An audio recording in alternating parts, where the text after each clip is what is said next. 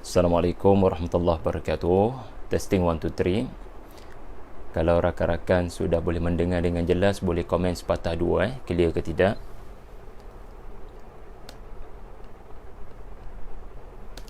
Alhamdulillah. Alhamdulillahi rabbil alamin. Wassalatu wassalamu ala Rasulillah wa ala alihi wa sahbihi wa man tabi'ahu wa nasarahu وجاهد في الله حق جهاده اللهم ارحمنا بالقرآن واجعله لنا إماما ونورا وهدى ورحمة اللهم اجعل القرآن ربيع قلوبنا ونور صدورنا وجلاء أحزاننا وذهاب همومنا وغمومنا اللهم فقهنا في الدين وعلمنا التأويل واهدنا صراطك المستقيم مع الذين أنعمت عليهم من النبيين والصديقين والشهداء والصالحين وحسن أولئك رفيقا اللهم حبب إلينا الإيمان وزينه في قلوبنا وكره إلينا الكفر والفسوق والعصيان. Alhamdulillah, terima kasih pada semua yang dipilih Allah Subhanahu wa ta'ala untuk bersama dengan Tadabbur Center pada pagi Jumaat yang diberkati pada pagi ini. Terima kasih kepada rakan-rakan yang berikan komentar jelas, ya. Dan barangkali semua yang mendengar ada daripada dekat, ada daripada jauh. Ya, Siti Khadijah Zahidah daripada Jordan, ada daripada Pasir Mas Kelantan. Terima kasih Ustaz Fauzan turut sama ada pada pagi ini. Pada pagi ini saya berhasrat untuk berkongsi 10 ayat daripada surah Yusuf yang mudah-mudahan boleh memberi kekuatan kepada semua rakan-rakan, saudara-saudari kita yang diuji Allah dengan musibah dibuang kerja, dengan musibah kehilangan kerja, dengan musibah pengangguran. Kerana di dalam surah Yusuf kita akan dapati kekuatan surah ini antaranya adalah memberikan kedamaian kepada siapa pun yang membacanya dalam keadaan musibah yang bagaimanapun. Barang siapa yang membaca surah Yusuf akan beroleh kekuatan. 10 pengajaran daripada surah Yusuf untuk disebarkan kepada rakan-rakan kita yang barangkali diuji dengan musibah berat, pengangguran ataupun kehilangan kerja. Sebagaimana kita sedia maklum, itulah cabaran yang sedang dihadapi akhir-akhir ini, khususnya akibat daripada musibah COVID-19 dan perintah kawalan pergerakan yang menyebabkan tidak sedikit industri ataupun pekerjaan yang gulung tikar. Ya. Jadi daripada surah Yusuf saya menemui dalam 10 pengajaran, dan pertama sekali kita pergi kepada ayat 15. Pastikan rakan-rakan semua kalau sempat catat, alhamdulillah. Kalau tak sempat catat, tak apa, ya. Boleh tonton ni semula rakaman ni nanti. Buat subuh-subuh macam ni mungkin kita nak dengar cukup kan. Dalam ayat 15, saya temakan ayat 15 sebagai detik kejatuhan. A'udzubillahi minasyaitonirrajim. Falamma dhahabu bihi wa ajma'u an yaj'aluhu fi ghayabatil jubb wa awhayna ilayhi latunabbi'annahum bi amrihim hadha wa hum la yash'urun. Sadaqallahul azim. Ini adalah satu babak yang kita dapat lihat detik kejatuhan Yusuf alaihi salam ke dalam sumur telaga. Itu adalah satu bibit yang sangat pahit, di mana kenikmatan yang dikecapi oleh Yusuf bersama dengan ayahandanya Yaqub alaihi salam di rumah, diberikan kasih sayang, kasih cinta oleh ahli keluarga barangkali selain daripada Yaqub. Tetapi apakan daya, saudara-saudaranya punyai kebencian yang meluap-luap, sehingga episod hitam ini terjadi, dan ia di luar daripada jangkaan dan dugaan Nabi Yusuf alaihi salam. Tanpa sebarang sebab dijatuhkan begitu. Ayuh bandingkanlah. Adakah ada peristiwa yang pernah menimpa orang-orang sebelum kita yang lebih teruk daripada situasi kita? Kita barangkali tidak semena-mena tiba-tiba dibuang kerja begitu sahaja. Betapa tidak bernilainya apa yang selama ini kita telah berikan kepada sesuatu organisasi ataupun syarikat. Kita seumpama dijatuhkan begitu sahaja. Tetapi orang-orang sebelum kita seperti Yusuf alaihi salam telah ditimpa satu bentuk musibah yang jauh lebih teruk daripada apa yang barangkali kita pernah hadapi. Satu prinsip penting yang kita kena ingat, ayat 15 mengajar Allah ada rencana lebih besar. Ya, detik kejatuhan seperti ini boleh berlaku kepada kita. Kita tidak menyangka, tetapi terjadi pada kita. Ya, dalam perkataan lain, semua kita barangkali pernah menghadapi detik kejatuhan.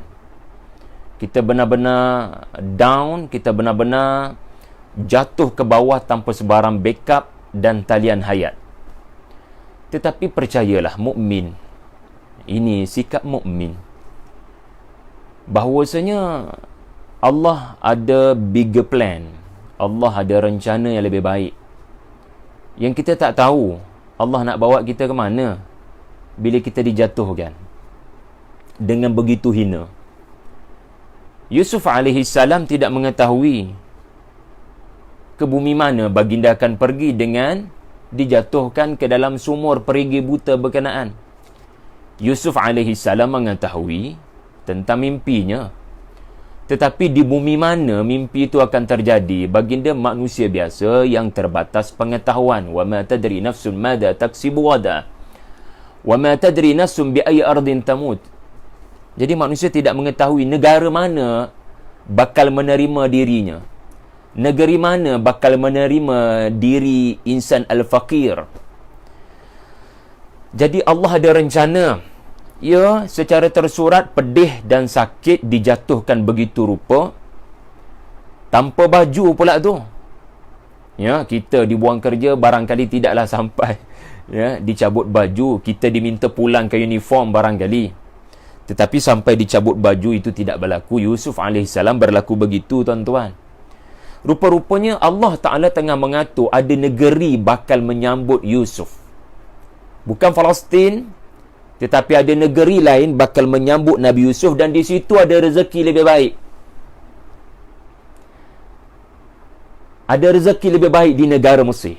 Yusuf AS tidak mengetahui. So ini keyakinan kita. Kita kena yakin. Barangkali ada kerjaya yang lebih baik. Barangkali ada tempat kerja yang lebih baik. Itu nombor satu. Yang kedua, ayat 20. Okey, ayat 20. Tema ayat 20 ni, saya letakkan tema nilai diri kita. Nilai diri ni. Nilai diri. Ayat 20, a'udzubillahi minasyaitanir rajim, wa syarawhu bi thamanin bakhsin darahima ma'dudah wa kanu fihi minaz zahidin. Sadaqallahul azim. Ayat 20 ni dia cerita pasal Yusuf dijual dengan harga yang murah. sungguh manusia tak tahu nilai Yusuf alaihi salam. Mereka memandang sebelah mata nilai Yusuf alaihi salam. Sesungguhnya kisah Yusuf adalah kisah kehidupan yang boleh berlaku kepada kita. Orang melihat kita tanpa keadilan. Orang nilai kita secara zahir tidak berdasarkan hakikat. Orang memberikan darahim ma'dudah. Orang menilai kita dengan nilaian duit shilling. Orang tidak memberikan nilai kepada kita dengan nilai jutaan, ribuan. Begitu hinanya kita di mata pandangan segelintir orang. Yusuf alaihi salam pernah diuji begitu. Anak Yaqub alaihi salam, cucu Ishaq alaihi salam, cicit Ibrahim alaihi salam dijual di pasaran hamba dalam keadaan tidak pernah baginda menduga akan dijual sebagai hamba. Jadi dalam hidup kita, kita memang akan diuji. Orang pandang rendah pada kita. Orang macam pandang kita dengan pandangan dia ni hamba. Sungguh orang tidak menilai kita dengan nilai yang sebetulnya. Ialah masakan tidak. Kita barangkali dibuang kerja kerana dilihat tidak bernilai. Menjadi liability, menjadi beban kepada syarikat. Semua kita akan diuji begitu satu hari nanti, di mana kita dilihat tidak bernilai. Jadi tuan-tuan, dalam hal ini, sekali lagi letakkan diri kita di tempat Yusuf AS. Kita kena yakin Allah Ta'ala sedang mengatur rencana. Ada orang akan bagi nilai yang lebih sepatutnya pada kita. Kita kena yakin, Allah tengah mengatur. Memang aku tengah dihina sekarang ni. Aku dijual dengan harga yang murah. Aku barangkali dijual dengan harga barangkali RM1, RM2. Tetapi Allah tengah atur. Ada orang akan datang dan akan memberikan nilai yang sewajarnya dengan kompetensi dan kualiti kita. Kafilah dagang Mesir menjual Yusuf dengan harga yang murah.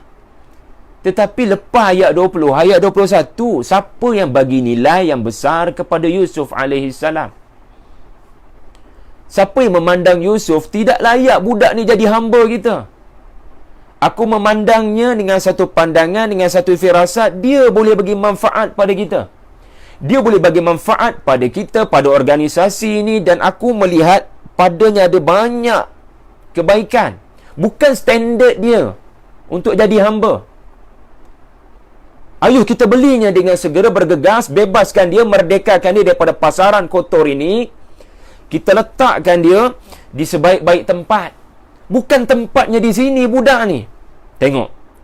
Satu hari Allah Ta'ala tu akan datang satu majikan. Akan datang satu orang yang tahu memberikan harga kepada kita. InsyaAllah. The time will come. Itu nombor 2. Nombor 3, ayat 21. Sebagaimana telah saya sebutkan tadi. Dia punya temanya adalah cari mentor. Barangkali antara hikmah kita kehilangan kerja ataupun telah menganggur untuk tempoh yang lama kerana Allah Ta'ala nak kita ni belajar cari mentor. Mentor ni kadang bukanlah bermaksud pensyarah, bukanlah bermaksud ustaz yang mengajar tadabbur. Mentor ni adalah sesiapa sahaja yang boleh berkongsi macam mana from zero become hero contohnya kan.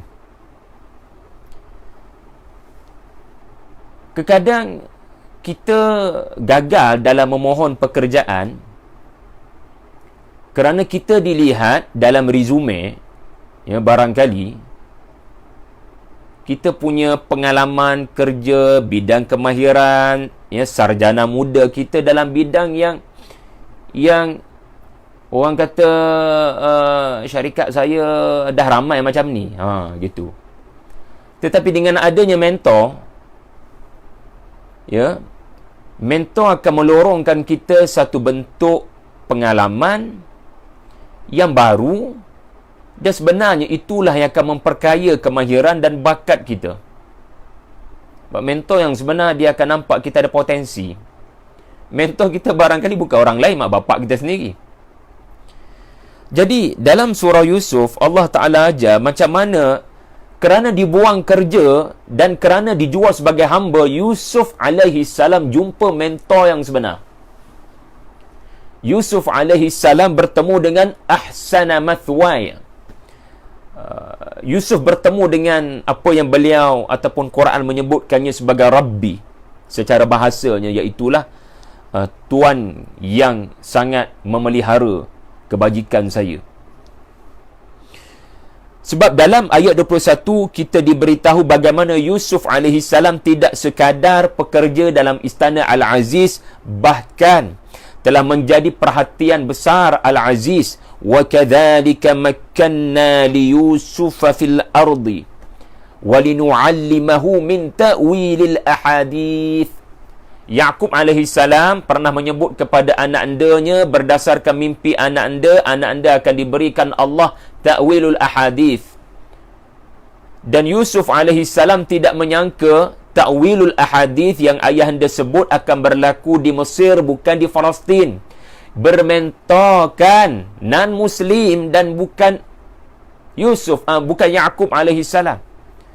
Ta'wilul ahadith ini bukan sekadar pentadbiran mimpi. Ta'wilul ahadis adalah satu bentuk ilmu daripada Allah pada menganalisis suasana semasa dan pada memahami yang tersirat di sebalik setiap ucapan dan peristiwa. Ini ta'wilul ahadis. Dalam ayat 21 Allah Ta'ala kata, kami akan beri kepada Yusuf ta'wilul ahadis. Maka Allah itu musabbab, tetapi asbabnya siapa? Yang membawa Yusuf ke sana, ke sini, ke sana, ke sini, ke seluruh Mesir untuk belajar dan expose. Ini adalah peranan asbab, iaitulah Al-Aziz, mentornya. Kerana dibesarkan 20 tahun bukan sekadar sebagai pekerja yang menghidangkan makan minum, tetapi didedahkan dengan isu-isu semasa, politik, ekonomi. Sebab itulah babak-babak sebentar lagi menunjukkan beliau benar-benar belajar dan expose dengan kemahiran-kemahiran baru kerana mentor. Ya, kerana mentor yang betul. Yusuf alaihi salam tidak sekadar, kalau dalam bahasa pekerjaannya, dalam resumenya, bukan sekadar pekerja dalam istana Al-Aziz. Dia ada satu lagi kemahiran penting yang menjadi perhatian, ya, besar, ya, iaitulah ta'wilul ahadith. Dan beliau belajar daripada mana? Ya, beliau belajar di mana? Allah bagi ilmu ta'wilul ahadith, ya, di Mesir, menerusi pendedahan yang dibawa, yang dilakukan oleh Al-Aziz Mesir. Ya. Jadi ini adalah perkara yang ketiga. Pengajarannya adalah kita jangan terhenti dengan satu bakat, dengan satu potensi. Jangan rasa selesa dengan bakat kita. Hikmah dibuang kerja, ya. Hikmah kita menganggur, ya. Hikmah kita menghadapi detik di mana berapa banyak permohonan kita tidak dilayan, tidak diraikan. Barangkali Allah Ta'ala nak aku ni ada satu waktu di mana aku pelbagaikan pengalaman, aku pelbagaikan mentor. Barangkali waktu ini, waktu pengangguran ini adalah waktu aku kena perkayakan dengan kursus-kursus kemahiran semasa, sijil-sijil baru, ia berdasarkan kemampuan aku. Jadi ini ayat 21, perkara ketiga daripada surah Yusuf. Ayo kita pergi pada ayat ayat yang keempat. Saya tengok soalan dulu. Saya tak suka tangguh hujung ni. Okey, tengok ada soalan. Kajang clear, terima kasih Ustazah Fatimah. Kota Kinabalu, terima kasih follow. Wangsa Maju, Singapura jelas, terima kasih. Okey. Dr. Azrul ada. Okey lagi.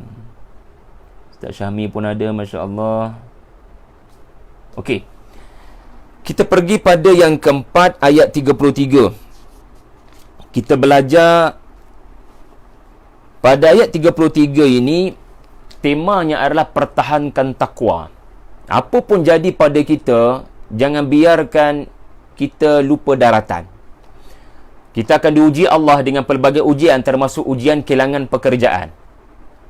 Apa pun jadi pada kita, pertahankan kepercayaan, keyakinan, keimanan kepada Allah dan jangan melakukan perbuatan-perbuatan mungkar dan maksiat. Kerana apa? Kerana pada ayat 33 kita dapat lihat Yusuf alaihi salam telah kehilangan kerja. Ayat 33 adalah doa Nabi Yusuf alaihi salam yang menyebabkan baginda terpaksa meninggalkan kariernya sebagai pekerja yang barangkali disayangi oleh Al-Aziz. Tetapi tak apa anda kehilangan kerja, asalkan prinsip perjuangan tidak tergadai. Tak apalah demo nak buang saya, tak apalah demo nak campak saya ke mana pun, tak apalah. Yang penting saya faham, saya ada prinsip yang tidak boleh diganggu oleh sesiapa, kerana Allah lebih besar daripada majikan. Allah Ta'ala lebih besar dalam hidup saya daripada wanita-wanita Mesir yang menggoda saya. Apa guna saya kerja di sini kalau pekerjaan saya ini menyebabkan saya menjadi buah mulut wanita-wanita Mesir? Apa makna? Itu bukan kebebasan bagi saya.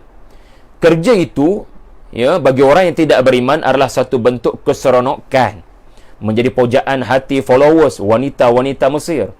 Tetapi bagiku ia adalah penjara, ia adalah kesempitan, kata Yusuf alaihi salam. Maka ya Allah, lorongkan aku ke tempat yang lebih baik, yakni penjara. Yusuf alaihi salam telah berdoa. Dalam doa berkenaan ayat 33 jelas menunjukkan baginda telah sanggup untuk meninggalkan kerja yang lama. Sanggup untuk dibuang kerja demi memelihara takwa.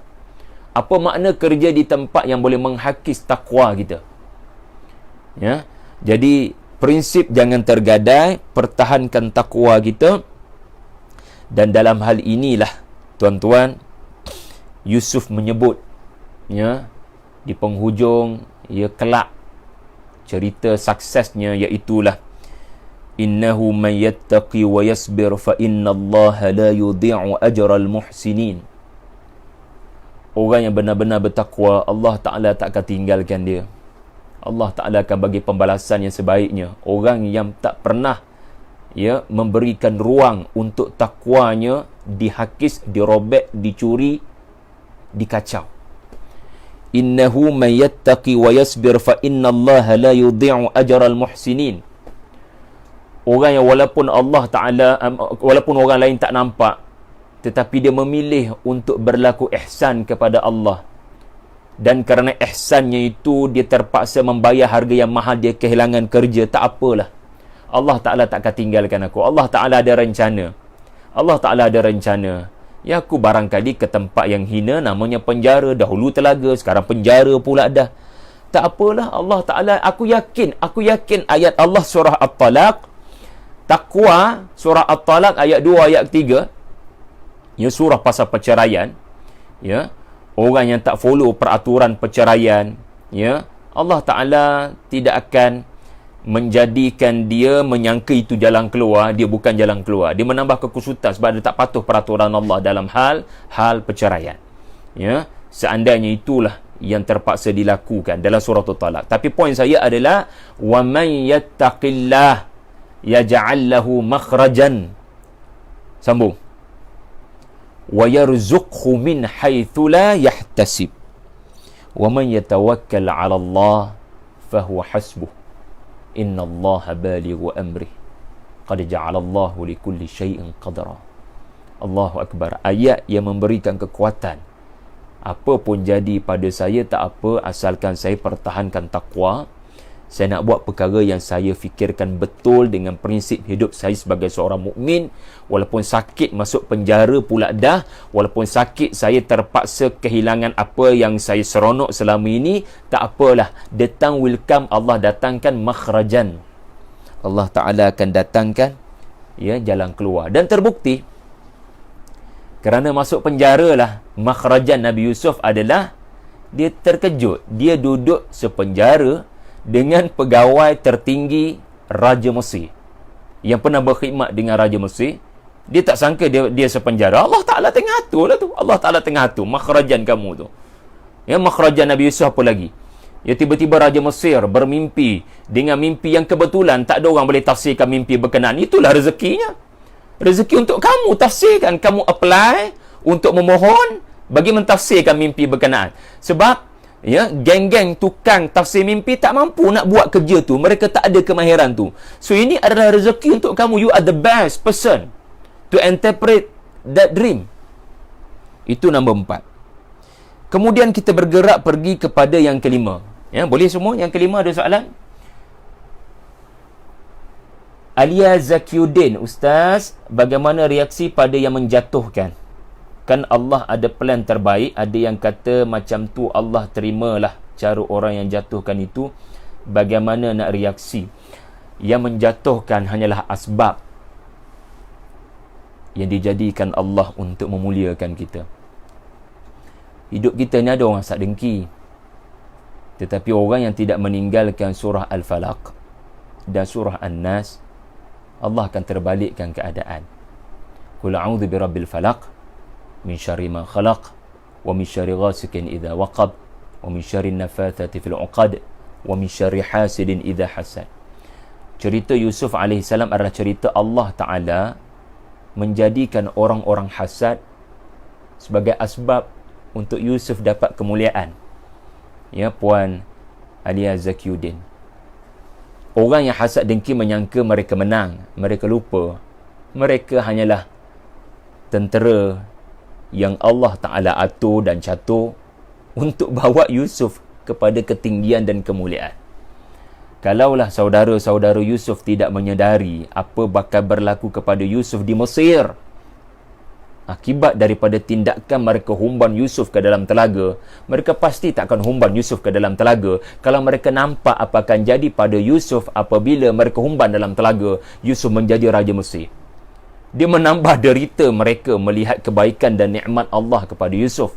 Okey, boleh Puan Alia Zakiuddin? Okey, Cikgu Rafidah Siddiq, terima kasih terus mencatat dengan setia. Okey, ada lagi tak? Terima kasih Bintulu, jauh Bintulu mendengar pada pagi ini. Okey, kita teruskan dengan ayat 41. Ayat 41 ini saya temakan sebagai beri bantuan. Beri bantuan. Tuan-tuan, jangan terkejut kalau kita katakan bila anda ditimpa kesulitan, anda kena banyak bantu orang. فَأَمَّا مَنْ أَعْطَى وَاتَّقَى وَصَدَّقَ بِالْحُسْنَى فَسَنُيَسِّرُهُ لِلْيُسْرَى. Bila kita ditimpa musibah, kita kehilangan kerja, kita kena banyak tolong orang agar Allah kurniakan rezeki. Kenal pasti ada tak orang yang menghadapi kesulitan untuk kita bantu daripada keluarga terdekat. Kerana apa? Kerana ayat 41 adalah ayat yang menunjukkan Yusuf menunaikan janjinya untuk membantu permasalahan peribadi yang dihadapi oleh rakan-rakannya, iaitulah pentafsiran mimpi yang berlaku kepada mereka. Yusuf menunaikan janji lalu mentafsirkan mimpi berkenaan. Beliau membantu dengan kemampuan dan kemahiran yang beliau ada. Anda pun bantulah sesiapa dengan kadar kemampuan anda. Anda tak mampu duit, Yusuf pun tak mampu duit nak bantu.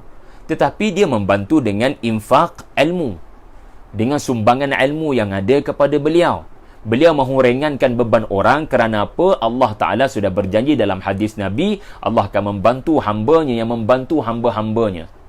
Allah akan membantu seseorang hamba apabila hamba itu berada dalam keadaan membantu hamba-hamba Allah yang lain. Allahu Akbar. Jadi Yusuf membantu dua lelaki bandingkan persamaan dengan Musa membantu dua wanita Madian, sedangkan Musa alaihi salam dalam suratul Qasas telah kehilangan kerja. Lebih daripada itu, Musa telah kehilangan keluarga, Musa telah kehilangan kediaman, Musa telah kehilangan makanan. Cuba lihat, kita cuba ambil keluar daripada surah Yusuf, kita pergi pada cerita Nabi Musa yang kelihatan lebih ekstrim daripada kita. Kita hanya kehilangan kerja, Musa kehilangan kerja, kehilangan prestige, kehilangan reputasi, kehilangan nama baik, kehilangan orang sebut dia bakal pemimpin besar Mesir kerana walamma balagha asyuddahu wastawa, kerana beliau dibesarkan dengan laluan ke arah itu. Tetapi Musa kehilangan apa yang kita barangkali tak hilang. Kita kehilangan kerja tapi rumah masih ada. Kita kehilangan kerja, rumah masih ada. Musa kehilangan rumah kerana diburu. Kita kehilangan kerja, belum kehilangan keluarga. Musa kehilangan keluarga. Dia kehilangan Harun, dia kehilangan bondanya. Dan Musa tak ada makanan, kebuluran. Berjalan di atas padang pasir Madian. Bila sampai di Madian dalam keadaan kehilangan segala-galanya, separuh mati, dia membantu dua wanita Madian. Dan lihat apa jadi pada Musa selepas membantu wanita Madian, selepas berdoa, Rabbi inni lima anzalta ilayya min khairin faqir, Allah Ta'ala mendatangkan rezeki. Allah Ta'ala mendatangkan kepada Musa bukan sekadar kediaman, bukan sekadar kerjaya, bukan sekadar makanan minuman, bahkan pasangan hidup. Sesuatu yang tidak dijangka tetapi hadiah pada orang bertakwa kerana membantu wanita Madian tadi. Yusuf bila membantu dua lelaki ini, Allah jadikan salah seorang tu akan bantu dia keluar daripada penjara. Allahu Akbar. Okey, yang keenam. Yang keenam, kita ambil ayat 62. Antara beberapa prinsip menghadapi musibah pengangguran seandainya kita antara yang dibuang kerja, antaranya adalah kita boleh melihat ayat 62 di mana ayat 62 ini saya temakan sebagai tekanan menyerlahkan kreativiti. Tu dia. Bila kita tertekan nak cari kerja, nak dapatkan makan minum, nak suap anak bini kita dengan nasi, dengan rezeki, maka kerajaan letakkan peraturan kita akan buat apa saja. Kita akan buat apa saja asalkan boleh mendapat rezeki, boleh mendapat bantuan daripada kerajaan. Jadi kalau kita tengok pada ayat 62 ini, kita dapat memahaminya. Minta maaf ya, saya tak mampu nak bacakan ayat, tak mampu nak bacakan terjemahan. Saya pergi terus kepada pengajaran dan tadabbur, minta maaf, tuan-tuan boleh baca sendiri. Tetapi ayat 62 itu bida'atahum. Bida'atahum menunjukkan sistem barter. Kerajaan Mesir di bawah pimpinan Yusuf alaihi salam telah berjaya membina saving, telah berjaya membina production kepada negara Mesir dan di luar Mesir. Barang siapa memerlukan bantuan, ayuh datang ke Mesir. Tetapi kerajaan Mesir tidak manjakan rakyat jelata. Kerajaan Mesir di bawah pimpinan Yusuf, dan inilah bapa pengangguran.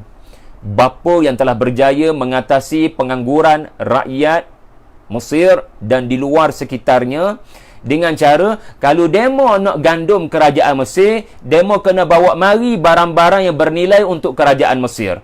Kalau barang-barang demo tidak berharga, minta maaf, kami bagi sikit je lah, berdasarkan kadaran barang yang kamu bagi. Kalau barang itu bernilai, kami bagi banyak. Kalau barang itu tidak bernilai, orang panggil apa dalam ayat seterusnya, muzjah, maka minta maaf, kami bagi sikit je lah. Maka kerana kena bagi barang berharga, saudara-saudara Yusuf, dan bukan saudara-saudara Yusuf sahaja, semua orang yang nak beratur panjang untuk ambil bantuan dan bantuan daripada kerajaan Mesir perlu kreatif. Buat kraft tangan contohnya. Bukan sekadar memikir dan mencari apa barang yang berharga ni kita nak gadai dengan kerajaan Mesir ni. Barangkali ada dua fon. Satu fon kita bagi pada kerajaan supaya dapatlah kita memperolehi gandum. Kerana 7 tahun bukan tempoh sekejap. Tahun ini kita gadai phone kita. Tahun ini kita gadai iMac kita. Tahun ini kita gadai kamera kita. Tahun ini kita gadai beg tangan kita. Tahun ini kita gadai itu, kita gadai ini. Tetapi tahun kedua barang tak ada dah. Lalu apa penjualan anda buat? Anda perlu kreatif, craft tangan barangkali. Lalu beri pada kerajaan Mesir. Kerajaan Mesir ada panel penilainya. Lalu sesuai dengan barang ini, kamu dikurniakan gandum sebanyak ni. Jadi, ini antara cara yang kreatif daripada kerajaan. Di mana syarat yang diletakkan oleh kerajaan Mesir adalah give something for us. Bagi sesuatu pada kami yang boleh kami ambil manfaat, maka kami beri pula pulangan manfaat kepada kamu. Subhanallah. Ini kelebihan sistem barter. Ya. Kemudian yang ketujuh. Okey, kokoklah ada soalan ke? Okey. Daripada Siti Sarah Mustafa, ya, masya-Allah. Ustaz nak tanya, berpandukan kisah surah Yusuf, jika kita dijatuhkan oleh seseorang, nampak gaya cerita jatuh tadi terus mendapat perhatian, ya. Masya-Allah. Jika kita dijatuhkan oleh seseorang, apakah reaksi yang sepatutnya kita kepada yang menjatuhkan kita walaupun kita di tempat yang benar?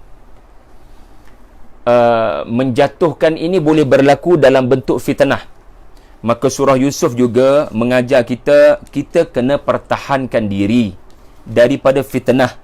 Kerana Yusuf telah berkata apabila difitnah oleh Al-Aziz, di mana beliau telah mempertahankan dirinya dengan berkata, qala hiya rawatani an nafsi. Seorang jatuhkan kita, tetapi dalam bentuk fitnah.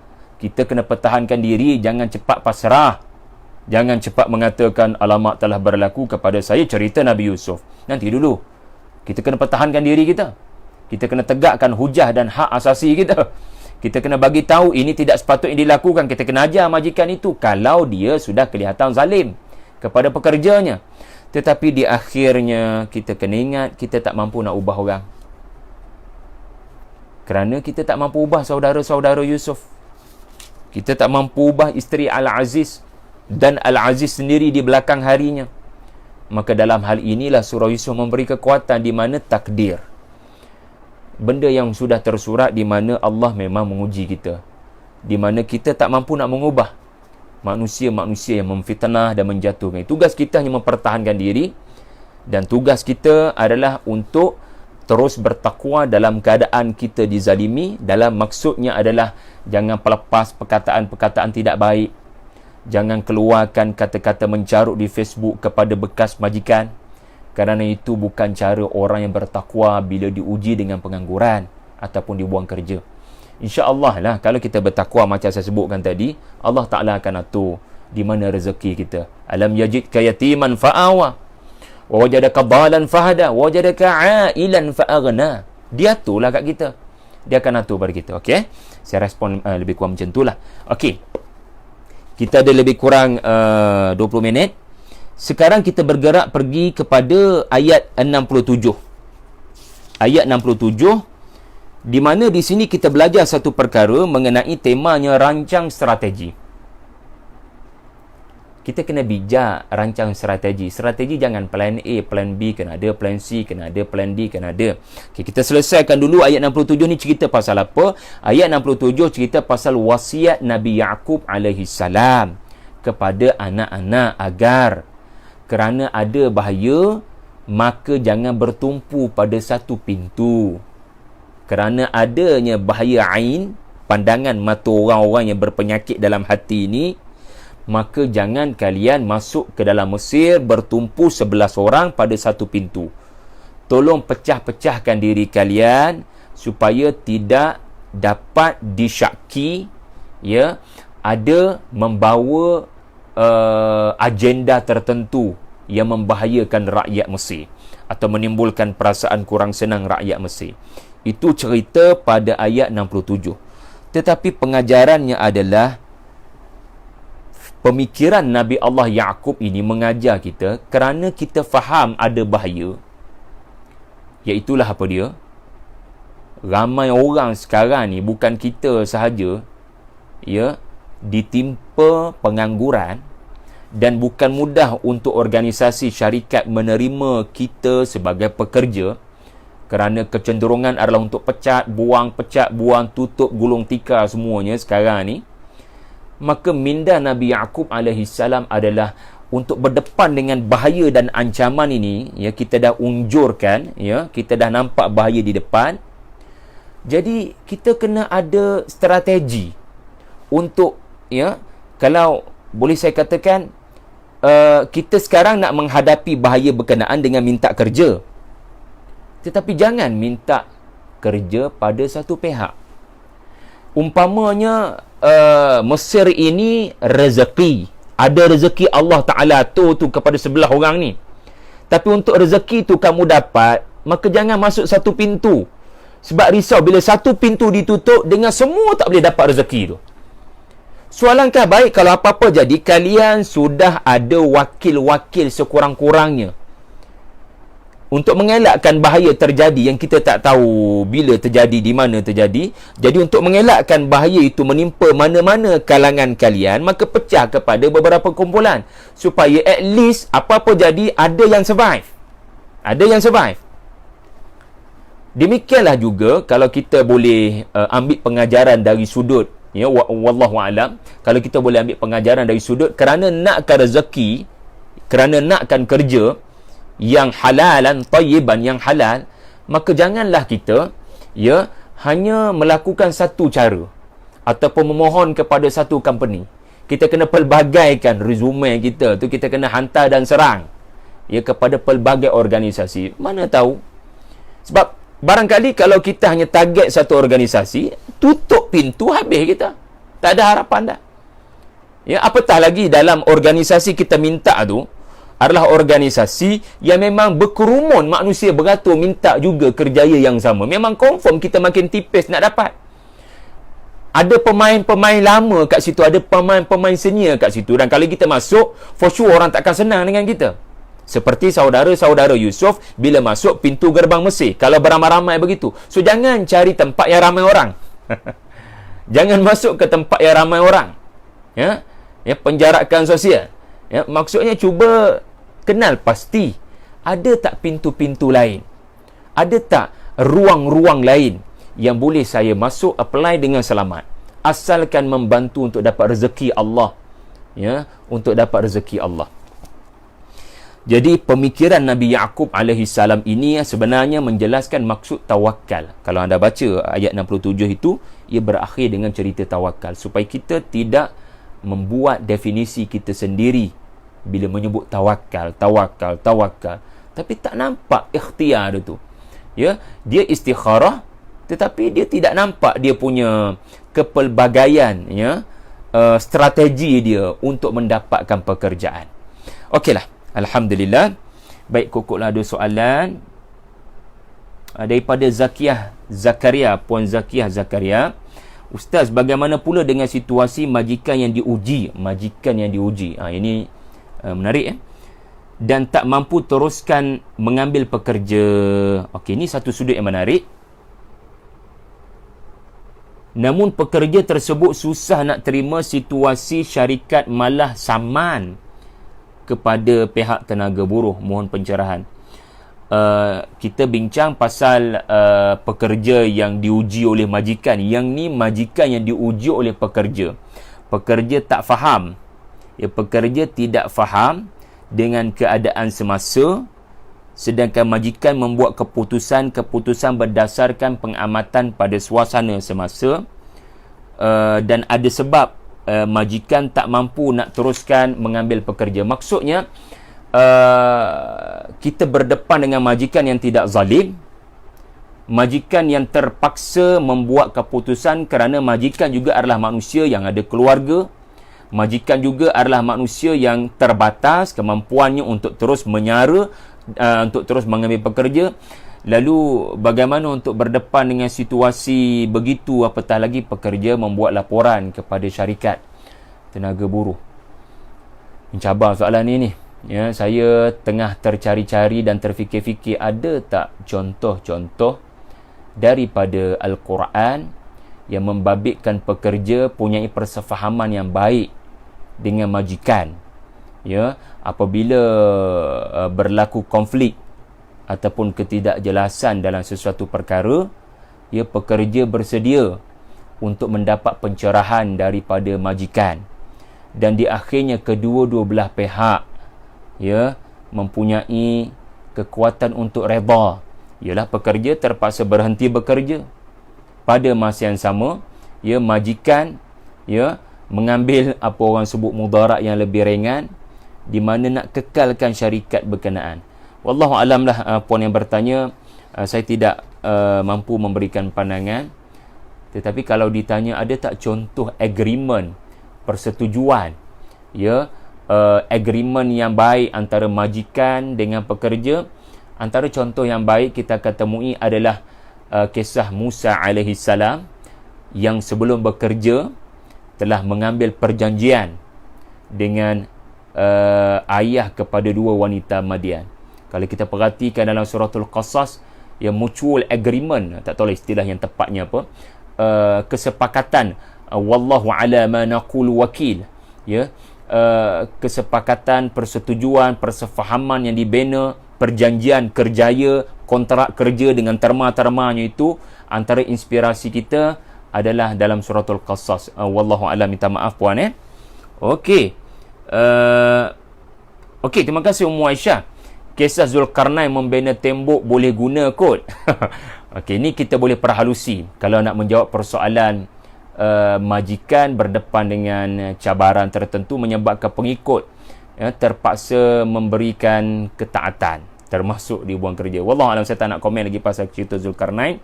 Okeylah, saya teruskan terlebih dahulu kepada yang ke-8. Kita ada 10 semuanya.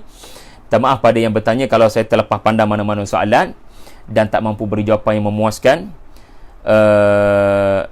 Yang ke-8 adalah ayat 87. Prinsip penting juga apabila kita diuji dengan musibah pengangguran adalah jangan putus asa daripada rahmat Allah.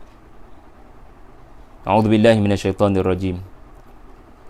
Wala tayasu min rauhillah. Innahu la yayasu min rauhillah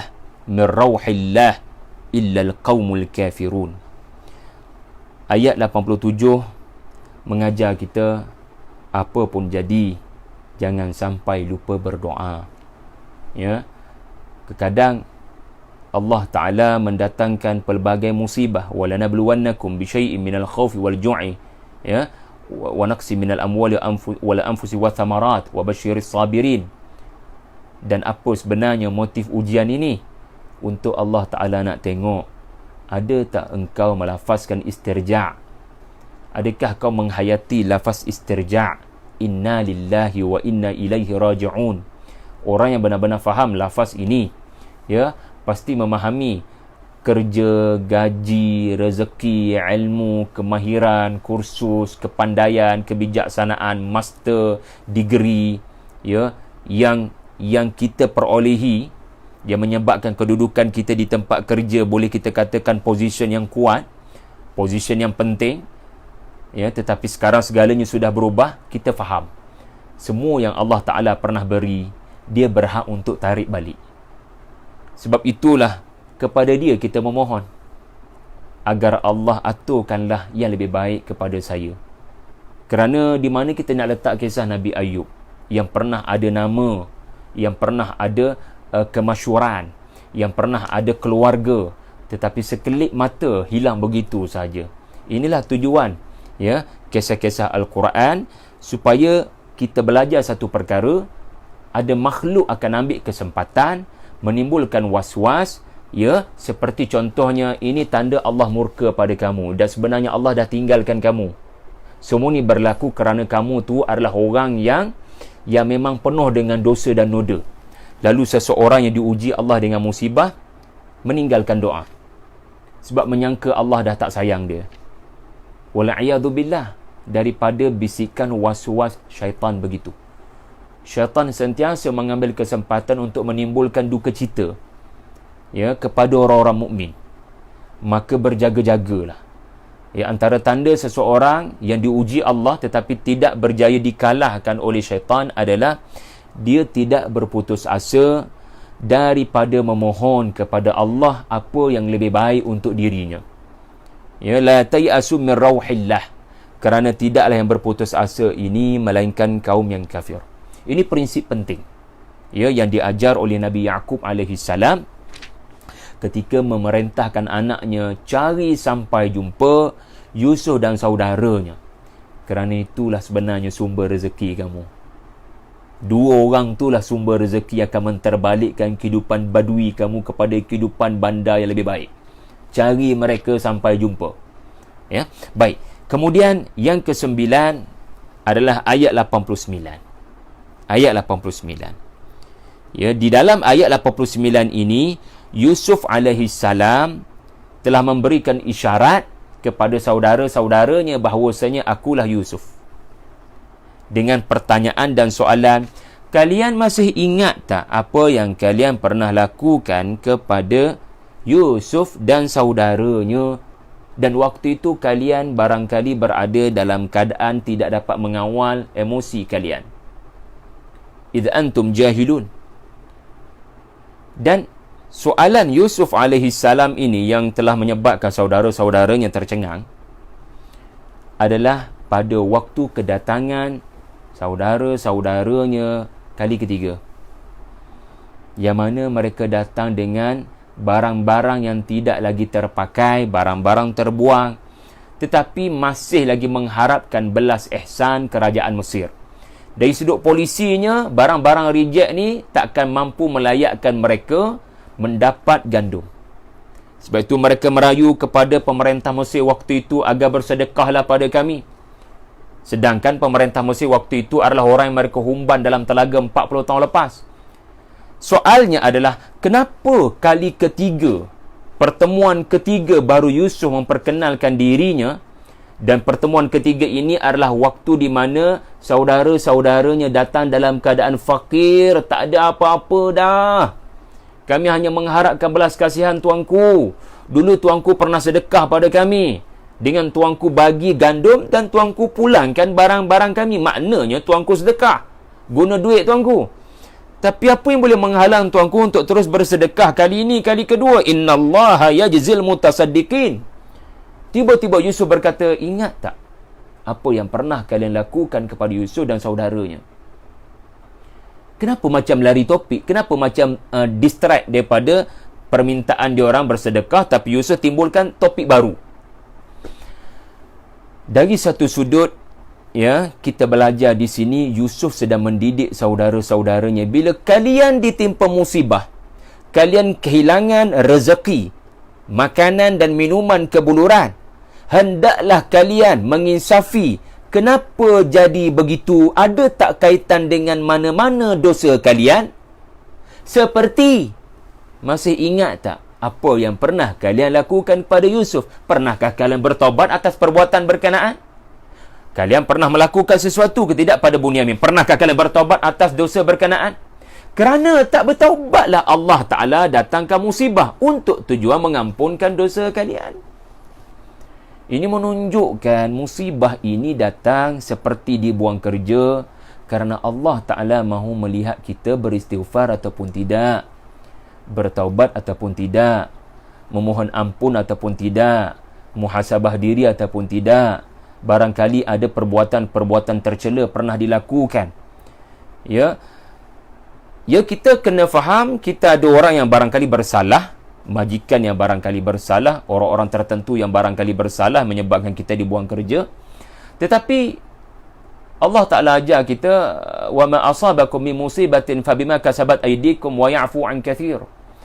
Yang pertama sekali patut kamu cela adalah diri kamu sendiri, kerana barangkali ada dosa kamu yang kamu telah pernah lakukan terlanjur tetapi kamu tidak bertaubat. Maka apa yang terjadi adalah satu teguran daripada Allah untuk kamu melafazkan taubat nasuha. Saudara-saudara Yusuf datang dalam keadaan seolah-olah dibuang kerja. Tak ada apa-apa dah untuk mereka. Yusuf tiba-tiba berkata, cuba cek balik, ada dosa tak pernah buat? Gitu. Lalu mereka tercengang apabila Yusuf memberikan isyarat.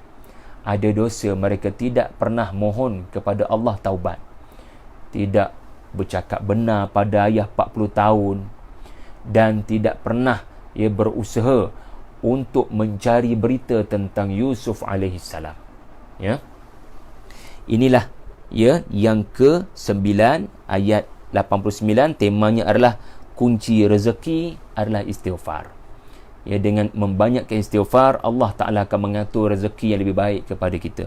Akhir sekali tuan-tuan, ya, ayat 101, di mana saya pernah hurai di TV Hijrah. Mungkin tuan-tuan boleh rujuk balik rakaman doa ayat 101 ni, di mana wa alhiqni bis salihin. Antara tafsiran wa alhiqni bis salihin adalah, wahai Allah, apabila saya wafat nanti, gabungkanlah saya dengan orang-orang salih. Salah satu daripada maksud salihin adalah saudara-saudaranya yang sudah pergi. Kerana kita sedia maklum, saudara-saudara Yusuf lebih senior daripada Yusuf. Maka bila Yusuf berkata tawaffani musliman wa alhiqni bis salihin, barangkali saudara-saudaranya sudah pulang ke rahmatullah lebih awal. Tetapi poin pentingnya, tema ayat 101 ni adalah bincang dengan keluarga dan adik-beradik. Sebab ma nadima di man istakhara wala khaba liman istashara. Tidak rugi orang bermesyuarat kerana dia akan nampak apa yang lebih baik untuk dia. Apatah lagi berbincang dengan adik-beradik yang adik-beradik betul lah, kan? Bincang dengan ayah.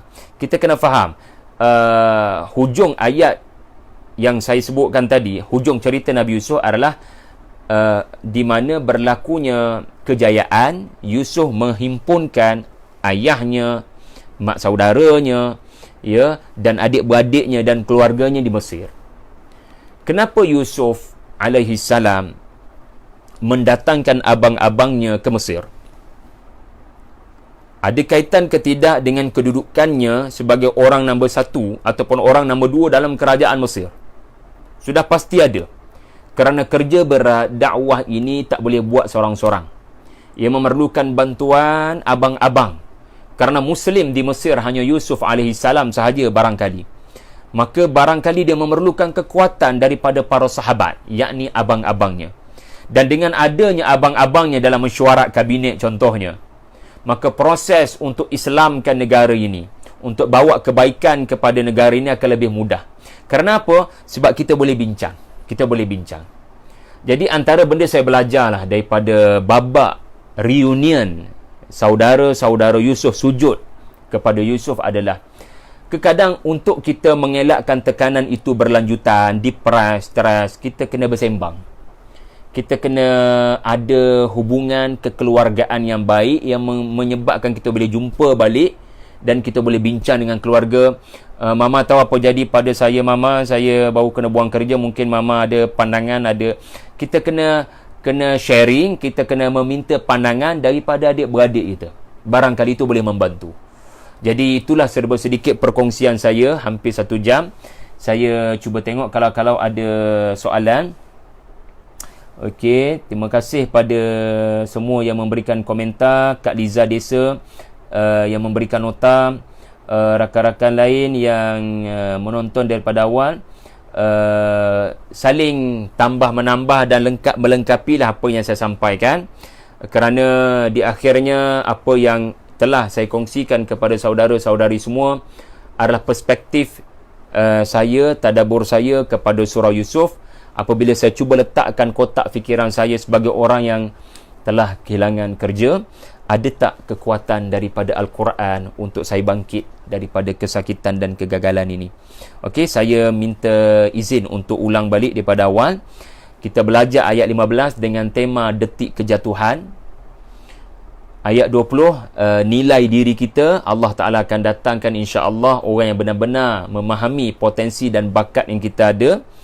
Ya, ayat 21, cari mentor yang akan menyebabkan kita lebih matang dan lebih berjiwa besar melihat kehidupan baru, norma baru. Ayat 33, apa jadi pada kita, pertahankan takwa kerana Allah akan menjadikan makhrajan pada orang yang bertakwa.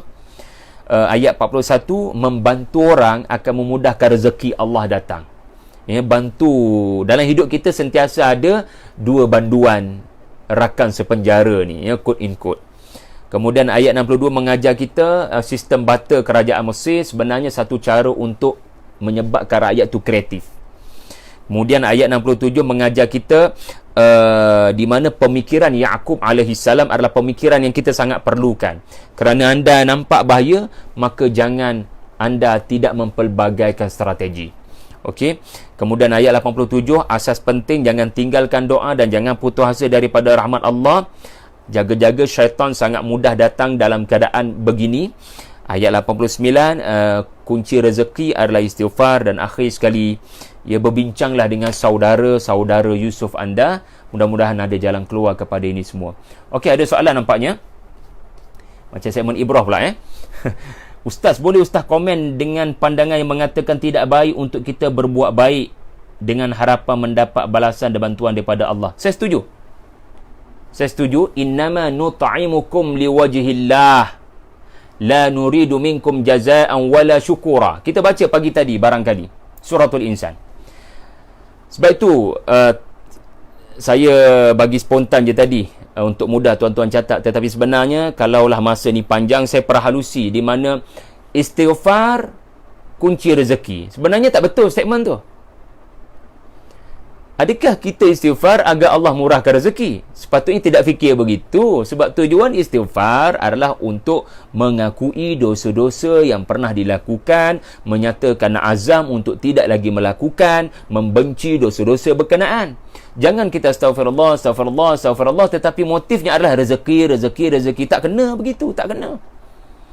Faqultu astaghfiru rabbakum innahu kana ghaffara yursilis samaa'a 'alaikum midrara. Kita faham kisah-kisah Quran penuh dengan istighfar, Allah Ta'ala bagi rezeki. Tetapi niat sebenar istighfar adalah agar Allah kembali memandang kita dengan belah kasihan. Dan bila Allah pandang dengan belah kasihan, dia akan aturlah rezeki. Jadi saya sangat setuju dengan kenyataan tadi, ya. Dan saya pun kita buat baik dengan harapan Allah Ta'ala akan bagi bantuan. Saya setuju. Kita kena buat baik kerana Allah nakkan Allah redha, nakkan Allah ampunkan dosa kita. Soal adakah Allah Ta'ala nak bantu ataupun tidak, itu serah pada dia. Allah Ta'ala punya rezeki bukan hanya RM. Kadang Allah Ta'ala bagi rezeki makhrajan dari sudut yang kita tak jangka. Kita kehilangan kerja, kita nak rezeki, Allah bagi kerja yang baru. Kadang Allah tak bagi kerja yang baru, Allah bagi benda lain. Maka sebab itulah seseorang yang membantu orang, sedekah pada orang dengan niat Allah Ta'ala akan lipat kali gandakan RM saya, itu tak betul bagi saya. Jangan fikir begitu. Nanti kamu kecewa, nanti kita kecewa. Saya dah bagi banyak dah pada tahfiz tu, tapi tak dapat pun apa-apa, orang panggil return investment. Jangan fikir begitu. Maka saya setuju menyatakan kita kena murnikan keikhlasan kita, ya. Fa amma man a'ta, bukan penghujung surah Al-Lail, di mana kita belajar tentang prinsip memberi. Dalam suratul Lail kita belajar di penghujung suratul Lail, prinsip memberi, ya, adalah wa ma li ahadin 'indahu min ni'matin tujza illa ibtigha'a wajhi rabbihil a'la wa la sawfa yarda. Kita nakkan ganjaran akhirat sebenarnya. Ya, kita memberi bukan kerana terhutang budi kepada apa yang pernah dibuat kepada saya dahulu. Kita tidak mengharapkan, melainkan dapat menghadap Allah dalam keadaan Allah redha kepada kita, dapat melihat wajah Allah dan dapat berdiri di hadapan Allah dalam keadaan Allah yang merestui dan meredai kita sebagai ahli syurga. Itu yang kita nak niatkan. Tetapi yang lain-lain itu insya-Allah Allah Ta'ala akan aturkan, dan kita yakin Allah Ta'ala akan aturkan rezeki yang terbaik. Okey, Ustaz Amizah Khusri baru join nampaknya. Barakallahu fik. Dan saya mohon izin berhenti di situ sahaja. Mohon maaf atas terkasar bahasa. Moga-moga ada yang baik daripada apa yang saya kongsikan. Mohon betulkan saya, wahai guru-guru semua, kalau saya ada tersalah mana-mana.